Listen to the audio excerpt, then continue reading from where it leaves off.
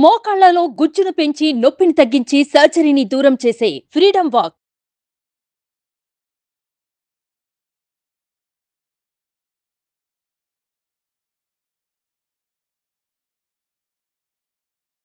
జై గురుదేవదత్త. మనం ఒక పిల్లవాడి జాతకం తెలుసుకుందాం. అసలు జ్యోతిష్యంలో ఎన్ని విషయాలు తెలుసుకోవచ్చో మనం తెలుసుకుందాం.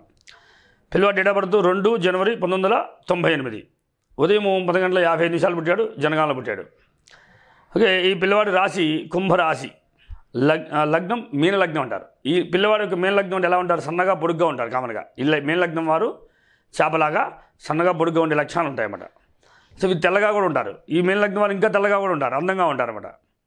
ఇది వీరు ధనిష్ట నక్షత్రంలో పుట్టారు. శ్రవణం ధనిష్టార్థం మకరం.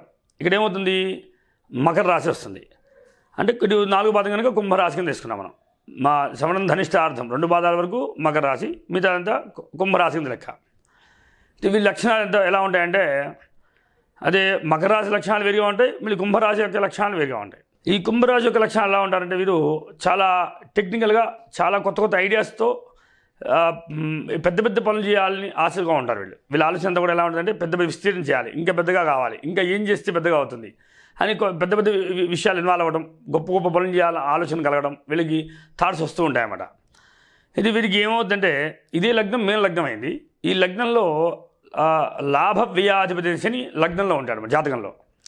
అంటే జాతకంలో శని లగ్నంలో ఉన్నప్పుడు అంటే వీరి యొక్క లక్షణం ఎలా ఉంటుందంటే, అసలు జీవితం మేన లగ్నం అంటే చాలా ఆనందంతో బతకాల్సిన లైఫ్. కాకపోతే లగ్నంలో శని ఉన్నప్పుడు ఏమవుతుందంటే, శ్రమజీవి, సంపాదన అనేది రూపాయి కూడా చేతిలో ఉండదు, సంపాదన అంతా ఖర్చు అయిపోతుంటుంది, ఎక్కువ శ్రమపడుతూ ఉండాలి, ఎక్కువ తిరుగుతూ ఉండాలి, ఎక్కువ కూడా బాగా శ్రమపడిన తర్వాత ఫలితం వస్తుంటుంది అన్నమాట. ఈ మేన లగ్నంలో శని లగ్నంలో ఉండడం వల్ల జరిగే ప్రమాదాలు. ఈ జాతకాన్ని ఏమవుతాడు? శని లాభాధిపతి, వ్యయాధిపతి కూడా. అంటే ఖర్చు అంతా కూడా తన లగ్నంలో ఉండడం వల్ల కూడా తను ఎప్పుడు ధనాన్ని ఎంత సంపాదన ఉన్నా కూడా ధనమంతా కూడా ఖర్చు పెట్టే అవకాశాలు ఎక్కువగా ఉంటాయి.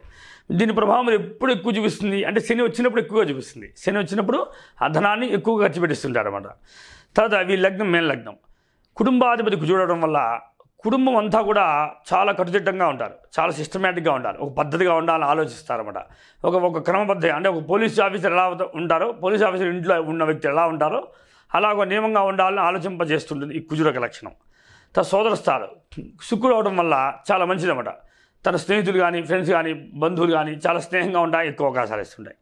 తర్వాత మాతృస్థానం బుధుడు అవడం వల్ల తల్లి చాలా తెలివిగా ఉండడం, మంచి మంచి ఐడియాస్ ఇవ్వడం, చాలా పిల్లవాడు సపోర్ట్ చేయడానికి ఎక్కువ అవకాశాలు ఎక్కువగా ఉంటాయి.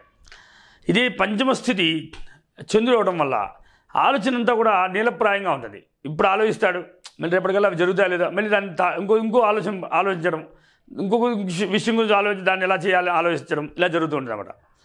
అదే కనుక వీరి ఆలోచన అంతా నీలప్రాయంగా ఉంటుంది. వీరు దేవతా ఉపాసన ఏదైనా అమ్మవారిని ఆరాధించట్లయితే దేవి అనుగ్రహం బాగా కలుగుతుంది వీరికి.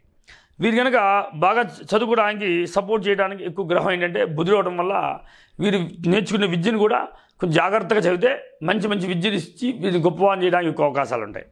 ఈ మేన లగ్నం వాళ్ళకి విద్యాస్థానం బాగుండడం అది ఒక అడ్వాంటేజ్. ఇది వీరు ప్రపంచంలో కొత్త కొత్త విషయాలన్నింటి కూడా వీరు తెలుసుకోగలుగుతారు. జ్ఞాన సంబంధ విషయాలన్నింటి కూడా వీళ్ళకి అవగాహన అవుతాయి, వీళ్ళకి అర్థమవుతుంది అన్నమాట. ఈ లగ్నం వారికి ఉన్న స్పెషల్ ఇది. అయితే ఈ షష్టంలో రాహు ఉన్నాడు, తద్వారా 6 ఇంటి రాహు ఉండడం పెద్ద ఇబ్బంది ఏం కాదు, జీవితం ఇబ్బంది లేక ప్రశాంతంగా వెళ్ళిపోతుంది. సప్తమ స్థితి బుధుడు అవడం వల్ల మధ్య మధ్యలో భార్యతో జరిగే సందర్భాల్లో భార్యతో కొంచెం డిస్టర్బ్ అవ్వడం కానీ, మరీ అంత కాదు, కొంచెం భార్య తెలివిగా వ్యవహరించడం కానీ, లేదా కొంచెం భార్య చేసే పనులు కొంచెం నచ్చకపోవడం కానీ, కొంత ఇబ్బంది పడడానికి కానీ ఎక్కువ అవకాశాలు కలుగుతుంటాయి. ఎందుకంటే సప్తమ స్థానమే బుధుడు అవడం వల్ల కనుక బుధుడు అవడం వల్ల జరిగే ప్రమాదాలు కొన్ని ఉంటాయి కనుక కొన్ని అవతవకలు నడుస్తూ ఉంటాయి. కొన్ని జాగ్రత్త వివాహ దాంపత్య జీవితంలో చాలా జాగ్రత్తగా ఉండాలన్నమాట. వీళ్ళ వివాహ విషయం జాగ్రత్తగా ఉంటే వీరి యొక్క భార్య మీరు అంత సపోర్ట్ తీసుకొని జీవితం నడిపించవచ్చు. అత్తగారి కుటుంబం వల్ల కూడా చాలా బాగుంటుంది, అత్తగారి కుటుంబం వాళ్ళు బాగా సపోర్ట్ చేస్తారు, వాళ్ళ యొక్క జీవనం కూడా బాగుంది.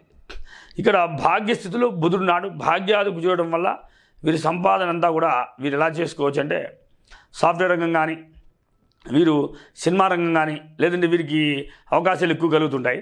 అలానే వీరికి బుధుడు భాగ్యంలో ఉండడం వల్ల, వీరికి చతుర్థ సప్తమాది భాగ్యంలో ఉండడం వల్ల ధన సంబంధమైన విషయాల్లో వీరికి చిత్తపరిశ్రమలో ధనాన్ని ఎక్కువ సంపాదించడానికి ఎక్కువ అవకాశాలు ఉంటాయి.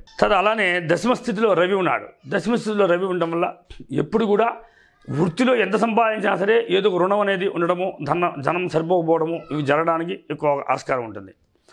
అదే లాభస్థితిలో శుక్రగ్రహము, అలానే కుజుడు ఉచ్చబట్టి ఉండడం, ప్లస్ దాంతో గురువు ఉండడం వల్ల 3 గ్రహాలు ఉండడం వల్ల ఒక వృత్తిలో సరైన జీవన ప్రయాణం ప్రశాంతంగా ఉండలేక కొంచెం అవతకులు నడుస్తూ ఉంటాయి. జీవన ప్రయాణం కూడా సరైన జీవనం దొరకకపోతూ ఉండడం, ప్లస్ శుక్రుడు లాభంలో ఉండడం వల్ల మాత్రం స్త్రీల వల్ల లాభం పొందడము, వృత్తి వల్ల కొంత లాభం పొందడము, వృత్తి వల్ల కొంచెం ఉన్నత స్థితి పొందడానికి అవకాశాలు ఉంటాయి.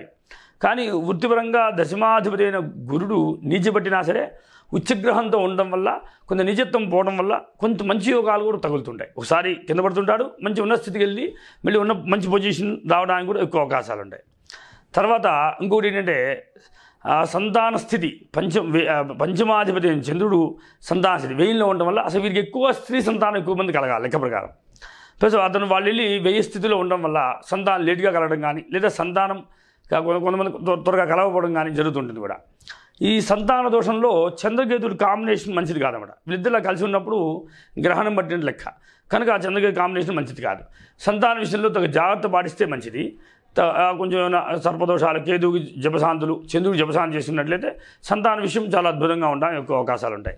లేదంటే కొంచెం సంతాన నష్టము, సంతానం వల్ల ఎక్కువ ఖర్చు పెట్టడం కానీ, సంతానం వల్ల కొంచెం అనారోగ్యాలు ఉండడం కానీ ఈ జాతకరీత్యా ఈ లక్షణాలు కనబడుతుంటాయి. ఈ జాతకరిస్తులకి ఈ వర్తమానంలో గురు మహాదశ నడుస్తుంది. 2018 నుండి గురువు ప్రారంభమయ్యాడు. వీరి జీవన ప్రయాణంలో 2021లో గురువు శని నడిచాడు. ఈ 2021 నుండి 23 7 నెలల వరకు సంపాదన సరిగ్గా లేదు, ఉన్నంత ఖర్చు అయిపోయింది, చాలా ధన నష్టంతో ఉన్నారు. ఇప్పుడు బుధుడు నడుస్తున్నాడు కనుక గృహయోగం కానీ ఇప్పుడు బుధుడు ప్రారంభమై మళ్ళీ బుధుడు 2021 వరకు శని వెళ్ళిపోయింది. ఆ శని వెళ్ళిపోయిన పీరియడ్ బాగాలేదు. 2021 నుండి 23 7 నెలల వరకు బుధుడు ఉండడం వల్ల కొంత అడ్వాంటేజ్ ఏంటంటే స్థలాలు కొనడం కానీ, ఆస్తులు కొనడం కానీ, వాహనాలు కొనడం కానీ, వస్తువులు కొనడం కానీ, గృహ సంబంధమైనటువంటి ఏర్పాటు కానీ కొంచెం చేసుకోవడానికి అవకాశాలు ఉంటాయి. తర్వాత కేతు వచ్చినప్పుడు కూడా ధన నష్టం జరగడానికి ఛాన్స్ ఉంది. మళ్ళీ గురుల్లో శుక్రుడు 2027 వరకు ఉంటాడు, 24 నుండి. ఆయన వచ్చినప్పుడు కూడా కొంచెం ఆర్థిక ఇబ్బంది జరగడం కానీ, శుక్రుడు కొంచెం నష్టం జరగడం కానీ అవకాశాలు ఉంటాయి. నార్మల్గా చూసుకుంటే జాతకంలో గురు మహర్దశ ఈ జాతకాన్ని యోగిస్తుంది కనుక గురుడు కొంత పూర్తి యోగాన్ని ఇవ్వలేకపోయినా ఒక 50% యోగాన్ని ఇచ్చి జీవితాన్ని ప్రశాంతంగా వెళ్ళడానికి ఎక్కువ అవకాశాలు ఇస్తాడు. కానీ ఈ జాతకంలో ఇలా మంచి మంచి విషయాలు ఉన్నాయి. కానీ ఎక్కువ పరిహారం ఏంటంటే ఈ జాతకస్తులకి శనికి పరిహారం చేసుకోవడం మంచిది, చంద్రుడి పరిహారం చేసుకోవడం మంచిది. శని జపం చేయడం వల్ల ధన నష్టము, ధనం ఉండడానికి ఎక్కువ అవకాశాలు ఉంటాయి ఒకటి.